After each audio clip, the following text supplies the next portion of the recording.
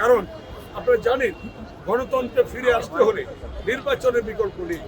সেই আন্দোলন ছাত্র জনতা হাজার হাজার ছাত্র জনতা ইলিয়াস আলী হয়েছে, চৌধুরী হয়েছে, হাজার হাজার ছাত্র জনতা রক্তের বিনিময়ে আন্দোলন সফলতা পেয়েছে এবং অন্তর্বর্তীকালীন সরকার প্রতিষ্ঠিত হয়েছে।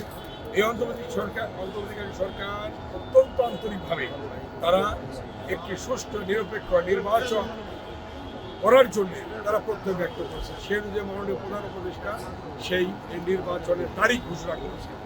আপনারা দেখেছেন তারিখ ঘোষণার সাথে সাথে একটি গোষ্ঠী, একটি মহল, একটি ষড়যন্ত্রকারী এবং তাদের সাথে কেউ কেউ বিভিন্নভাবে সম্পৃক্ত ছিল, তারাই এই নির্বাচনকে বানচাল করার জন্য বিভিন্ন অপচেষ্টা চালিয়েছে এবং বিভিন্ন জায়গায় অস্থিরতা সৃষ্টি করার চেষ্টা করেছে, হত্যাকাণ্ড সংঘটিত করেছে।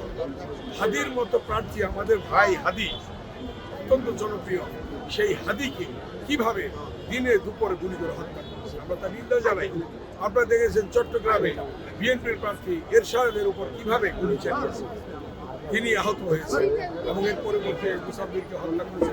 সারা দেশেই এই হত্যাকাণ্ড সংঘটিত করেছে এবং সর্বশেষ যেদিন প্রচার অভিযান শুরু হলো গত 22 তারিখে, এই 22 তারিখে কেরানীগঞ্জ, ঢাকা 2 আসন, আমিনবাজার তেঁতুলজোড়া ভাতুরটা নিয়ে ঢাকা 2 আসনে আমরা কন্ট্রোল রুমে আমাদের সভা করে আমরা প্রচার অভিযান আনুষ্ঠানিকভাবে শুরু করি।